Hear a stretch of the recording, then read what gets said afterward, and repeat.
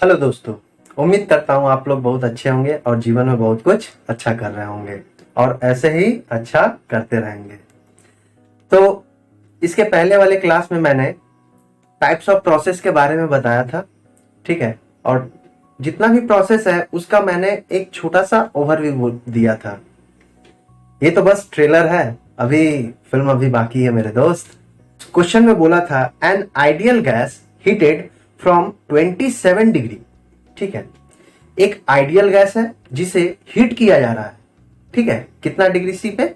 27 degree C से heat किया जा रहा है till it's volume becomes 3 times and isobarically. तो इसमें क्या बोल दिया, इस क्वेश्चन को ध्यान से पढ़िए। सपोज कीजिए आप लोग के पास में गर्म पानी है जिसका टेम्परेचर 27 डिग्री सी है, ठीक है। उसका वॉल्यूम भी है, ठीक है।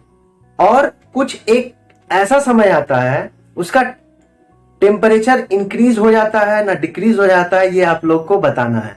लेकिन वॉल्यूम जो है ना 3 गुना हो जाता है, यही क्वेश्चन है। और प्रेशर जो है कांस्टेंट है, ठीक है। तो क्या होगा, टेम्परेचर उस समय क्या होगा, तो कैसे सॉल्व करेंगे, ठीक है। तो हम लोग एक इक्वेशन जानते हैं, P1 V1 by T1 is equal to P2 V2 by T2।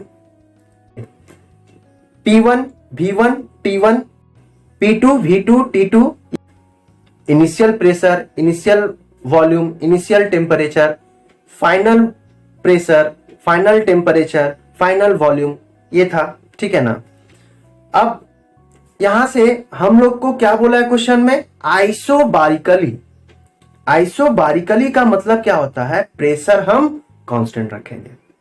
तो P1 और P2 पहले मेरा 10 बार था, अभी भी 10 ही बार होगा, ठीक है। प्रेशर मेरा चेंज नहीं होगा, क्लियर है। उसके बाद में V1 पहले कितना था, सपोज कर लेते हैं V था, और फाइनली वॉल्यूम क्या हो गया, 3V हो गया, ठीक है। और टेम्परेचर पहले क्या था, टेम्परेचर पहले कितना था, 27 डिग्री सी। तो क्या T1 को हम 27 पुट करेंगे, बिल्कुल नहीं। तो कितना पुट करेंगे, 27 में हम कितना ऐड करेंगे, बिल्कुल सही, 273.16 को हम लोग ऐड करेंगे। जनरली हम लोग 273 को ऐड कर देते हैं, ठीक है। अब ऐड कर देने के बाद में अब यहां से P1 V1 और T1 ये सारे वैल्यू को आप बैठाने के बाद में आंसर कितना निकलेगा, आप लोग कमेंट बॉक्स में डालिएगा। आज का क्लास स्टार्ट करते हैं जीरोथ लॉ ऑफ थर्मोडायनेमिक्स से। पहला बात है, ये बात भाई जीरो क्यों बोला गया यहां पे, जीरो इसलिए बोला गया ना क्योंकि इसके पहले फर्स्ट लॉ ऑफ थर्मोडायनेमिक्स का खोज हो चुका था, ठीक है।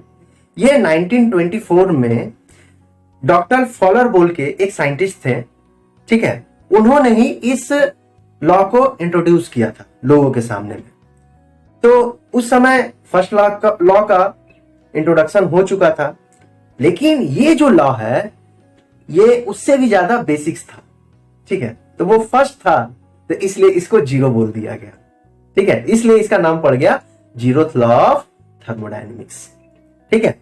तो नाम के पीछे थोड़ा सा राज क्या है, ये बात समझ में आया होगा आपको। अब इस जीरोथ लॉ से हम लोग करते क्या है, एप्लीकेशन क्या है, कोई भी लॉ है उसका एप्लीकेशन क्या है, पहले ये तो हम लोग समझेंगे क्या है। जीरोथ लॉ का एप्लीकेशन ये है कि हम उससे टेम्परेचर का मेजरमेंट करते हैं, ठीक है। कहीं भी अगर हमको टेम्परेचर का मेजरमेंट करना होगा तो हम लोग जिस लॉ का इस्तेमाल करते हैं वो जीरोथ लॉ ऑफ थर्मोडायनेमिक्स है, ठीक है। अच्छा, अब मैंने यहां पे एक बात बोला, ठीक है, कि टेम्परेचर, पहले ये बात बोलो कि टेम्परेचर बोलते किसको, ठीक है, बताओ। बिल्कुल बिल्कुल बिल्कुल टेम्परेचर हम किसे बोलते हैं, किसी भी चीज का डिग्री, ठीक है। वो चीज कौन सा है, वो गर्म, कोई भी चीज कितना कितना गर्म है और कितना ठंडा है, ये बात कौन बताता है? टेम्परेचर बताता है।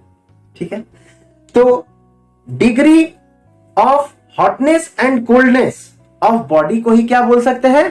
टेम्परेचर बोल सकते हैं। और टेम्परेचर को हम लोग दो पैमाने में मापते हैं। एक पैमाना क्या होता है?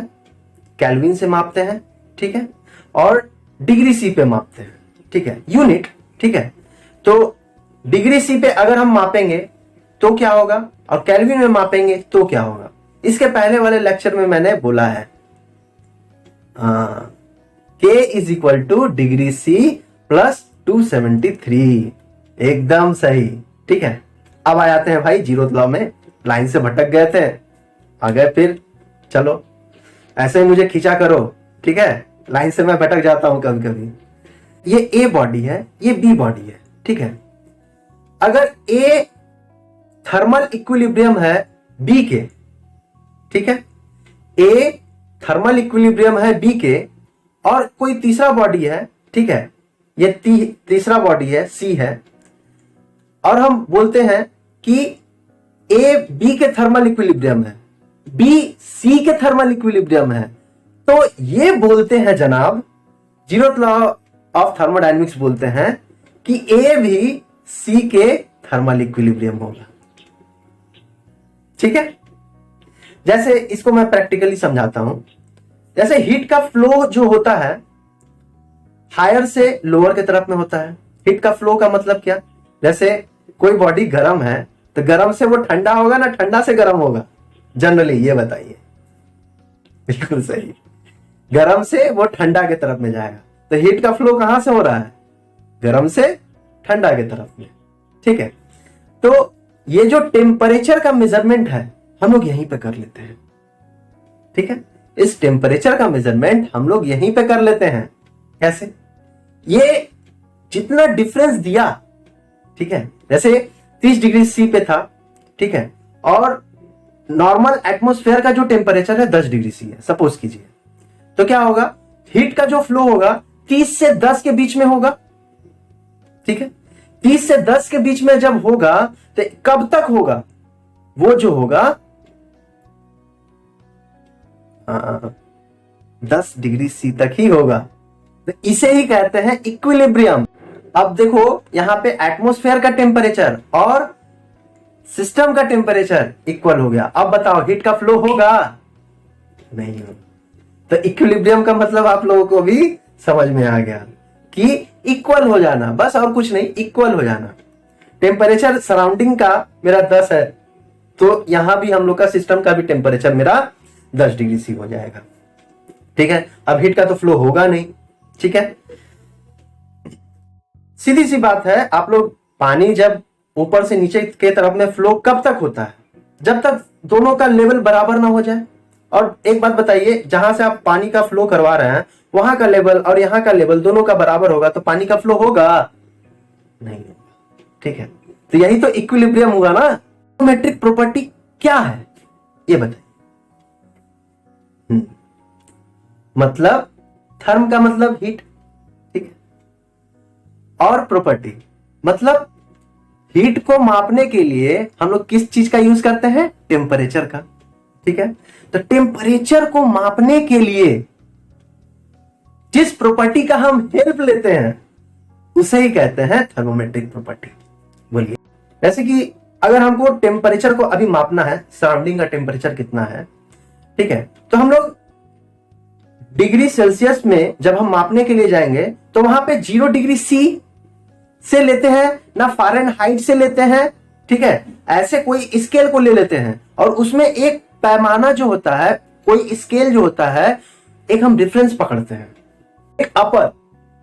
अगर ज्यादा जाएगा तो बॉइलिंग पॉइंट को फिक्स करके हम लोग लेंगे, और अगर कम जाएगा तो फ्रीजिंग पॉइंट को फिक्स करके हम लोग लेंगे। ठीक है, जैसे कि वाटर, आप सपोज कीजिए कि आप वाटर का कोई स्केल हम बनाएं, ठीक है, तो उसका कितना से कितना डिग्री तक वो मेजर करके दे सकता है? वो 0 से 100 के बीच में मेजर करके दे सकता है। ठीक है, अब बताइए, पहला हम फिक्स किए 0 डिग्री सी और दूसरा फिक्स किए 100 डिग्री सी।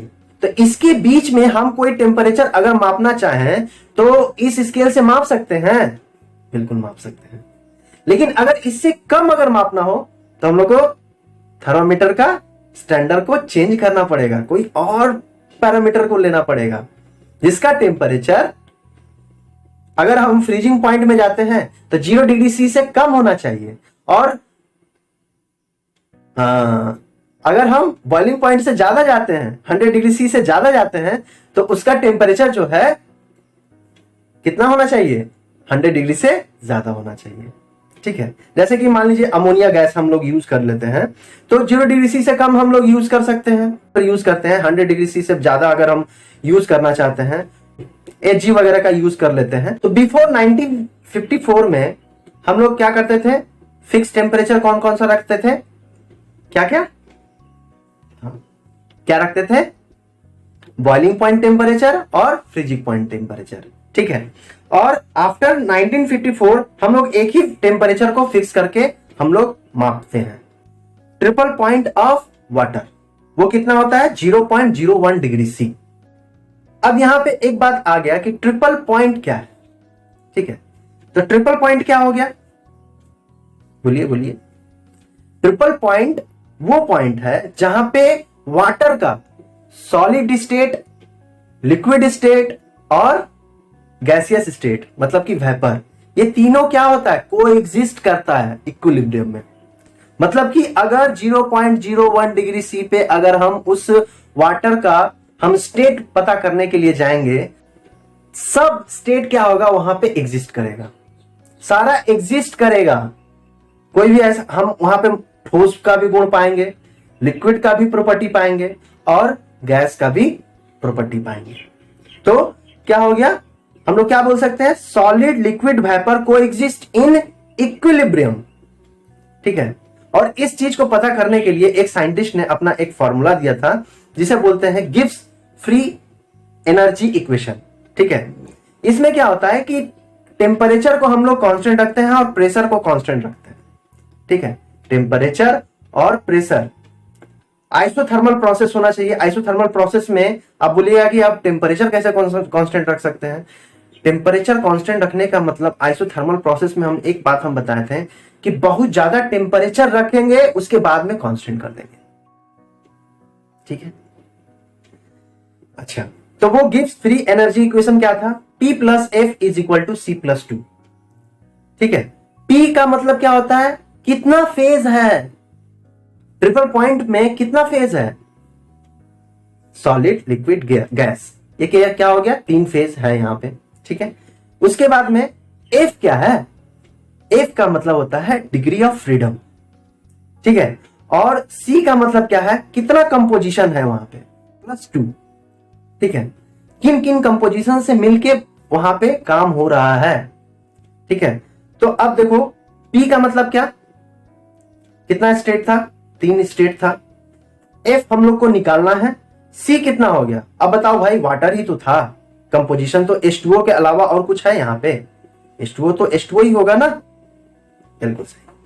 तो H2O हो गया 1 और 2, जब यहां पे हम पुट कर देंगे तो F इज इक्वल टू क्या निकलेगा, F इज इक्वल टू 0 निकलेगा। तो मतलब क्या हो गया, ये इक्वेशन डिग्री ऑफ फ्रीडम हम लोग को ये बताता है कि इस जगह पे हम लोग को किसी भी प्रॉपर्टी को फिक्स करने का जरूरत नहीं है। ठीक है, कोई भी प्रॉपर्टी को फिक्स करने का जरूरत नहीं है। हम लोग जनरली हम कोई भी प्रॉपर्टी को हम चेक करके हम बता सकते हैं कि टेम्परेचर यहाँ पे कितना है। थर्मोमेट्रिक प्रॉपर्टी हम बताए ना कुछ देर पहले कि टेम्परेचर को मेजरमेंट करने के लिए हम लोग जिस प्रॉपर्टी के का हेल्प लेते हैं उसको क्या बोलते हैं, थर्मोमेट्रिक प्रॉपर्टी बोलते हैं। उम्मीद करता हूं आज का क्लास आप लोगों को समझ में आया होगा। ठीक है, आप इसे अच्छे तरीके से पढ़िए। ठीक है, ये जो आज मैंने पढ़ाया इसे 1 से 2 बार आराम से इसको रिवाइज कीजिए। ठीक है, इसीलिए मैं आगे नहीं बढ़ रहा हूं कि बहुत ज्यादा टिपिकल हो जाएगा आप लोगों के लिए। ठीक है, आप लोग अच्छे से इसको पढ़िए और पढ़ने के बाद में कम से कम 2 से 3 बार वीडियो को देखिए और देखने के बाद में आपको ये कंफर्म पूरा समझ में आ जाएगा। इसके बाद मैं इस चीज को स्टार्ट करूंगा ना तो आपका लेवल कुछ और होगा। ठीक है, इसलिए थोड़ा समझिए इसको, और समझने के बाद में इसके अगले क्लास में मैं इस टॉपिक को खत्म करूंगा। ठीक है, थर्मोमेट्रिक प्रॉपर्टी को, आइडियल गैस थर्मोमेट्रिक प्रॉपर्टी को मैं इसके बाद वाले लेक्चर में खत्म करूंगा। ठीक है, तो रिवाइज कीजिए।